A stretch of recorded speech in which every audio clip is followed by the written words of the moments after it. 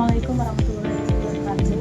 Perkenalkan, nama saya Erlina Fadila. Saya mahasiswa SD dari PBJ Jember.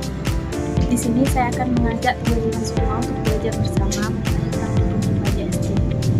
Praktikum IPA tentang apa saja yang akan kita bahas kali ini? Terus tonton videonya ya. Terima kasih. Pada praktikum kali ini kita akan membahas tentang lensa cembung dan cermin cekung. Tujuan daripada praktikum ini yang pertama yaitu untuk menentukan jarak titik api atau F sebagai lensa cembung. Yang kedua, menentukan kekuatan lensa cembung atau P. Yang ketiga, menentukan jarak titik api atau F cermin cekung. Apa itu cermin? Cermin adalah benda yang memantulkan cahaya dan menciptakan bayangan dari objek yang berada di depannya. Cermin memiliki beragam fungsi, seperti sebagai alat bantu dalam berdandan atau sebagai alat bantu melihat pada kendaraan atau sering disebut spion, dan masih banyak lagi. Sifat lensa cembung. Lensa cembung adalah lensa yang bersifat mengumpulkan cahaya atau bersifat konvergen. Lensa ini memiliki dua titik fokus di kedua sisinya. Karena cahaya dapat datang dari arah manapun, lensa cembung dapat membentuk bayangan nyata dan terbalik jika benda diletakkan di luar titik fokus, serta membentuk bayangan maya dan tegak jika benda berada di antara lensa dan titik fokus. Selain itu, lensa cembung juga dapat memperbesar bayangan benda, sehingga sering digunakan dalam alat optik seperti kaca pembesar, mikroskop, dan kamera.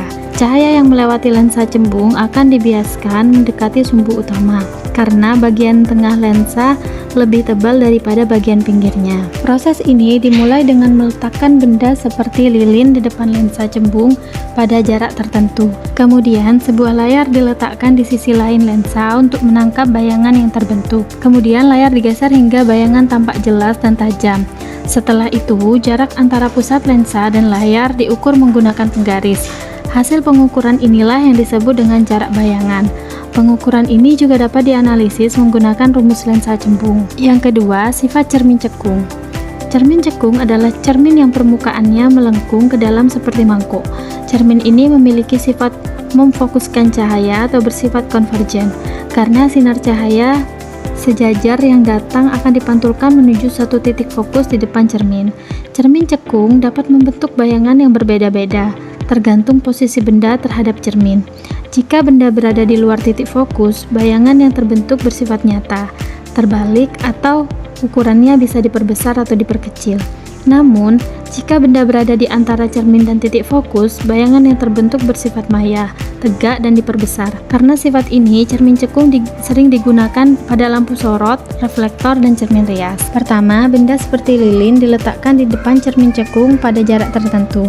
Sebuah layar diletakkan di depan cermin untuk menangkap bayangan pantulan. Layar digeser maju atau mundur sehingga bayangan tampak jelas dan tajam. Setelah itu, jarak antara cermin dan layar diukur menggunakan penggaris. Pengukuran ini dapat dianalisis menggunakan rumus cermin cekung. Kesimpulan dari percobaan lensa cembung dan cermin cekung adalah bahwa kedua alat optik tersebut dapat mengubah arah cahaya dan membentuk bayangan dengan sifat yang berbeda-beda, tergantung pada posisi benda terhadap lensa atau cermin. Yang pertama, lensa cembung membiaskan cahaya yang masuk dan dapat membentuk bayangan nyata atau maya. Jika benda diletakkan jauh dari lensa, bayangan yang terbentuk nyata dan terbalik. Jika benda dekat dengan lensa atau di antara lensa dan fokus, bayangan yang terbentuk maya, tegak, dan diperbesar. Yang kedua, cermin cekung.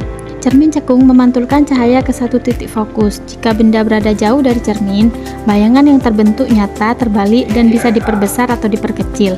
Jika benda berada di antara cermin dan titik fokus, bayangan yang terbentuk maya, tegak, dan diperbesar. Percobaan ini menunjukkan bahwa lensa cembung dan cermin cekung memiliki kemampuan untuk memfokuskan cahaya serta menghasilkan bayangan dengan sifat tertentu yang bermanfaat dalam berbagai alat optik. Demikian pemaparan saya mengenai praktikum kali ini. Kurang lebihnya saya mohon maaf. Terima kasih sudah menonton.